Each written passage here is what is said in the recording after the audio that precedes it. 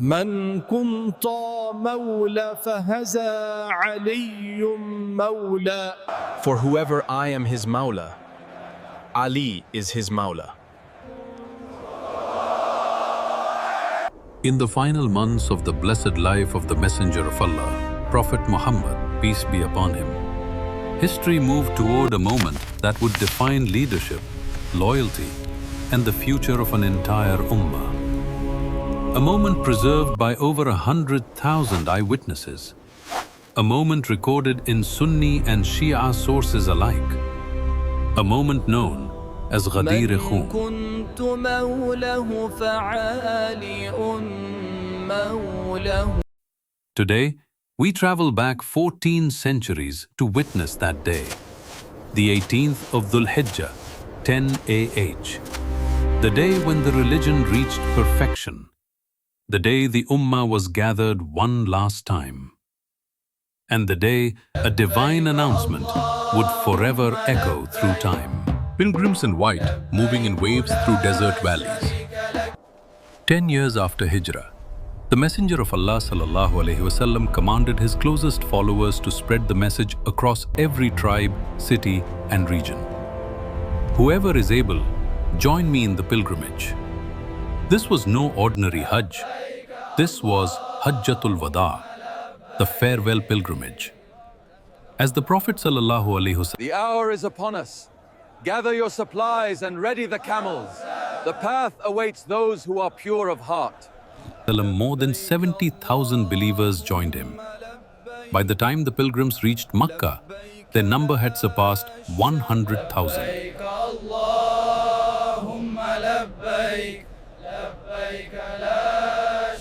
For the first time in Islamic history, Muslims gathered in such a vast multitude in the presence of their Prophet sallallahu alaihi wasallam. We depart at the high sun.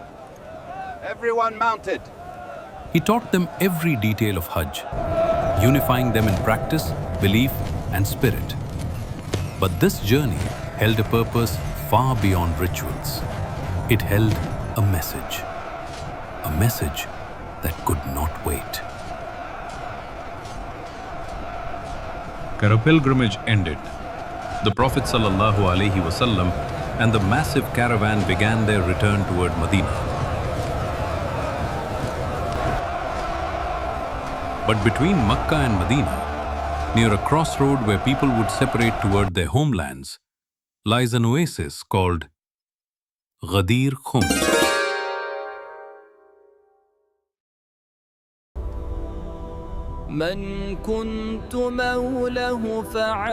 Near today's Al-Juhfa, it was noon. The sun was merciless. The desert heat pressed down like fire. And then, revelation descended. The Archangel Jibreel brought down a verse that carried immense weight. O Messenger, convey what has been revealed to you from your Lord. If you do not do so, then you have not delivered His message, and Allah will protect you from the people. The Prophet ﷺ instantly halted the entire caravan. There was no hesitation. This command was urgent. He ordered the people ahead to return. He waited for those behind to reach until every single traveler was gathered under the blazing Arabian sun. This was not a private conversation. This was a public declaration, a divine announcement. The Prophet ﷺ instructed Salman al-Farsi to gather stones, rocks, and camel saddles to build a makeshift pulpit. Imagine the scene. People wrapping their robes around their feet to protect from burning sand. Thousands sitting on scorching rocks, heat shimmering in the air. And the Messenger of Allah, sallallahu alaihi wasallam, preparing to deliver one of the longest public sermons of his life. Historical accounts tell us he spent 5 hours at Ghadir, 3 hours on the pulpit reciting Qur'an, warning about future misguidance and reminding the Ummah to hold firmly to truth. Then, he began the part of the sermon that would change Islamic history forever. I will not cease With a voice that carried across the valley, the Prophet ﷺ declared, "The time has come when I will be called, and I will answer that call. I leave among you two weighty things. If you hold on to them, you will never go astray after me: the Book of Allah and my Ahlul Bayt." A silence fell. The Ummah knew what he meant. Guidance was tied to these two anchors, inseparable until the Day of Judgment. Then the Prophet asked, "Do I not have more right over the believers than they have over themselves?" From the crowd came a unified response, "Yes, indeed, O Messenger of Allah." Everything was building toward the divine appointment, the Qur'anic command, the gathering of the Ummah, the heat, the pulpit, the sermon. Where Messenger of Allah ﷺ took the hand of Ali ibn Abi Talib, lifted it high so all could see, and proclaimed, "Man Kunto Moula, fa-haza Aliyyun Moula." For whoever I am his Mawla, Ali is his Mawla. In some narrations, he said Wali, guardian, leader, authority. Then he prayed, "O Allah, love those who love him. Be the enemy of those who oppose him. Support whoever supports him. Forsake whoever forsakes him."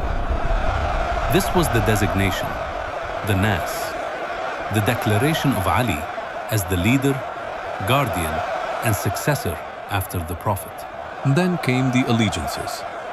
The Prophet ﷺ instructed all companions, men and women, to pledge allegiance and congratulate Ali alayhi. Among those who came forward was Umar ibn al-Khattab, who said, "Congratulations, O son of Abu Talib. Today you have become Mawla of every believing man and woman." This was not a small handshake. This was a formal oath, a covenant witnessed by the entire Ummah. Historical accounts say that over 100,000 companions witnessed Ghadir. When the news spread across Arabia, one man, Harith ibn Nu'man al-Fahri, rode to Medina to confront the Prophet ﷺ. He said, "You commanded prayer, we obeyed. You commanded fasting, we obeyed. You commanded Hajj, we obeyed. But now you prefer your cousin by saying, 'Ali is the Mawla of whom I am Mawla'? Is this from Allah or from you?" The Prophet answered with solemnity, "By Allah, this is from Allah." Harith turned away and said, "If what Muhammad says is true, then let a punishment fall upon me from the sky." He had barely reached his camel when a stone struck him from above and killed him. It was then that the verse was revealed. A questioner asked for a punishment to fall. Quran 71-3. Ghadir is not merely a historical event. It is a pillar of Shia identity, a cornerstone of Islamic governance, and a moment affirmed by scholars across the spectrum. For Shia Muslims, Ghadir is either wilaya, the day the Prophet declared his successor, the day Islam was perfected, and the day the Ummah received its divinely appointed guide. But historically, it is also one of the most widely narrated events in Islamic tradition, supported by mutawatir reports, preserved in poetry, sermons, and memories of more than 100,000 witnesses. Ghadir is not opinion, it is history. On the sands of Ghadir, under the blazing sun, a message was completed. A leader was appointed, and the future of the Ummah was entrusted to the most loyal, the most courageous, the most truthful, Ali ibn Abi Talib alayhi salat. As long as believers recite Aliyyun Waliyullah, as long as justice, truth, and loyalty remain sacred, Ghadir will never fade. It is the day Islam reached perfection, the day the Prophet sealed his mission, the day the Ummah was given its guardian. This is the legacy of Ghadir.